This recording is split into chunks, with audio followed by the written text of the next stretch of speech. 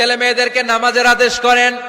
বিশ্বনবী বললেন, মুরু আওলাদাকুম বিসসালাতি ওয়া হুম আবনাউ সাবঈ সিনিন ওয়াদরিবুহুম আলাইহা ওয়া হুম আবনাউ 10 সিনিন। ছেলে মেয়েদের বয়স যখন 7 হয়ে যায় নামাজের আদেশ দিয়ে দাও। আবার ছেলে মেয়েদের বয়স যখন 10 হয়ে যায় শাসন করে হলেও মসজিদের ভিতরে ঢুকায় দাও। আদেশটা কার?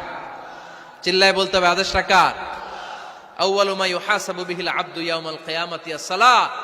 কিয়ামতের দিন সর্বপ্রথম আল্লাহ যে হিসাবটা চাইবে সেটা সালাতের হিসাব। যার নামাজ নাই তার ঈমান নাই। আওয়াজ করে বলেন, যার নামাজ নাই তার কি নাই? ঈমান নাই। ছেলে মেয়েদেরকে শিখান।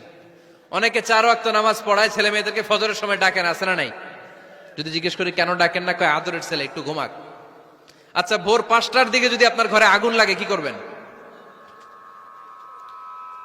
ভোর 4টার দিকে আপনার ঘরে দাউ দাউ করে সিলিন্ডার ব্রাস্ট হয়ে আগুন লাগছে, কি বলবেন? Likey